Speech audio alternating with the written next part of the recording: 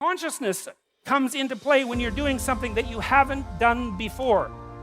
And so that's interesting, because what it means is the conscious you is dealing with the world that isn't determined yet. And I would say it's actually dealing with the world of possibility, the world of potential. And it's a world we believe in. You say to people, you're not living up to your potential. And you say that to yourself too, you know, when you wake up at night and you're guilty. I'm not living up to my potential. And you don't feel good about that. And you think, well, there's potential around you that you're not exploiting. You know, and you feel bad about that too. And you should. So it's a good source of guilt and shame. Not enough to crush you maybe, but enough to wake you up. And it's certainly not something you hope for the people that you love. It's okay, you're wasting your potential. It doesn't matter. It's like no one says that. And so we're contending with potential. And we know that because we wake up in the morning and poof, we're awake. Like the sun has risen again, we're awake. And we confront the world. And what do we confront? We confront the possibilities, the potential, and the horror of the day.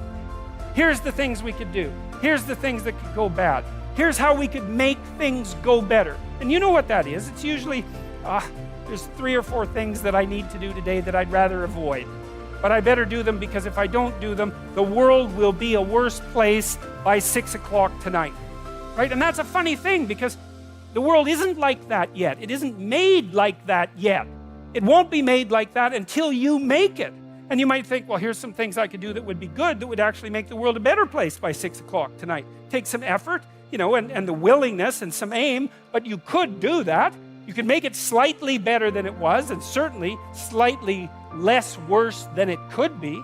And you know that. It weighs on you, I would say, as soon as you wake up. It might be a moral burden, or it might be excitement, or it might be some combination of both. But that's certainly how you view yourself. A conscious agent confronting what has not yet been brought into being, confronting potential, and determining the course that the world's going to take.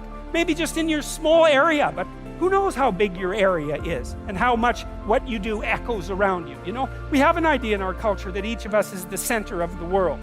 That's why you're part of the sovereign state. That's why you vote. That's why the future of the state itself is dependent on your decision. Because we've decided over like a 10,000 year period that you're king. You, for whatever reasons, it's on you. Your conscious ability to be awake and to be articulate and to be clued in and to keep nature at bay and culture straight and your own malevolence under check and to combat the unknown and to transform it into something that's good. That's what you are. And you see this reflected in the oldest stories. That's the dragon myth, you know? You go out into the terrible unknown, beyond what we understand, into the unknown itself. And you confront the terrible thing that rests there, the terrible predatory, eternal predatory monster. And you can do that because that's what you're like. You're not cowering at home. You're not frozen into submission. You're out there active, and you can take it on. And as a consequence, you can attain something of substantive value, right?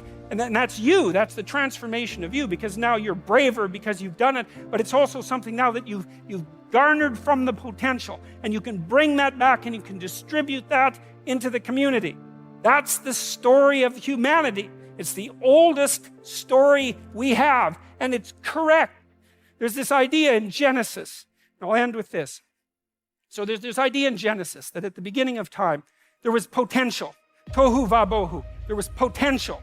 It was nothing, like the nothing that's there when you wake up in the morning, that's just the potential of the day. It's all sorts of things that could be, but nothing that is. And then there's a structure that confronts it. Well, that's you. There you are, the structure that confronts potential. And then there's the personality that you use to confront it.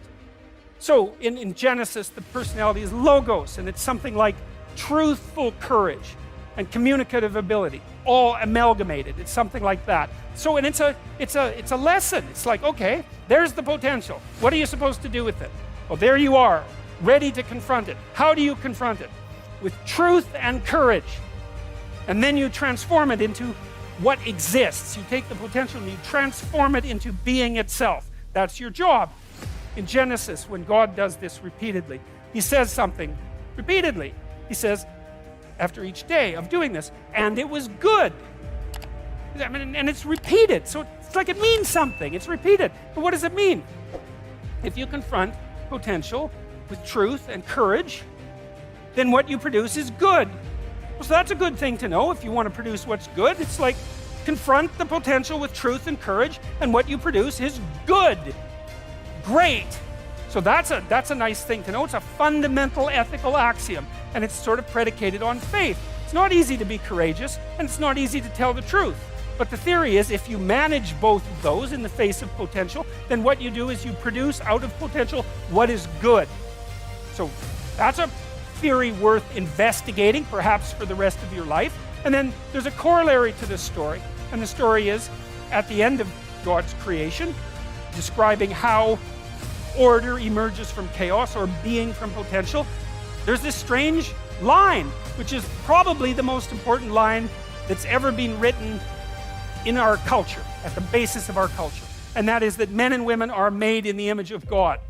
And what does that mean? Well, if God is that which confronts potential with truth and courage and makes what's good out of potential, that seems to indicate that we have the same faculty. Like on a smaller scale, we're not omniscient, but we're not bloody well nothing. You know, our conscience is integrally tied into the structure of being in some manner we don't understand. And it certainly is the case that we take what isn't and turn it into what is. That's something, man. That's quite the trick we've been able to manage. And so we're made in that image. And so what are we supposed to do? Well, that's what we're supposed to do. We're supposed to type our letters and make our phrases and construct our sentences and build our paragraphs and put our chapters together and make our books and communicate to people and straighten out the damn culture and constrain the malevolence and ignorance that besets each of us and push nature back and extend ourselves out into the unknown and confront the potential that's there in illimitable quantities and make the world better than it could be otherwise. To move it away from hell, and it can certainly become that, and toward heaven to the degree that we can manage that. And that is a good enough goal. That's the thing. You need something, because your life is tough. It's hard. You need something that, you need something to get out of bed for and fight for. And that's something, right? To fight, let's say, against hell and for heaven. That's something to fight for. Especially, and if you want to be convinced about this, like read a little bit about hell. Read the Gulag Archipelago, or read Ordinary Men, or read The Rape of Nanking, or read about what happened in Nazi Germany during Auschwitz and all the catastrophes of the 20th century, and see if you believe in hell, and see if you think, well, maybe not having that happen anymore would be a good idea. And then think about maybe that's something you could contribute to. And then it wouldn't have to happen anymore. And that would be a good thing. And God only knows what great things we could manage under such conditions. We're becoming incredibly technologically powerful. And what would it be like if we became equally wise? Well, that would really be something. God only knows what we could manage in the next 20 years or the next 100 years, We're running at 40%, most of us, because we're half in and half out. And it's not surprising, because life is difficult. It's like, well, what if you were 90% in, or 95% in, or all in? Because you're all in anyways, right? It's a life and death game. No one gets out of this. Everyone dies. You might as well commit yourself. And you might as well commit yourself to the highest good that you can attain, because why not? It'll imbue your life with meaning. It's hard, the responsibility is there, but all the meaning's in the responsibility, and that'll make your life better. It'll make your family's life better, and it should make your culture better. Maybe it make the world better. It's like, that'll justify your damn miserable existence at 3 o'clock in the morning when you're wondering what the hell you're doing here. And that's a good thing, because there's going to be days when you're aching and tired and sore, and there's people in your family that are sick, and you're cynical and bitter, and you need a reason to get up, and you think, yeah, well, a little more heaven and a little less hell, maybe I can pull that off today and tomorrow and next week. And that's worth struggling forward for. And so that's how it looks to me.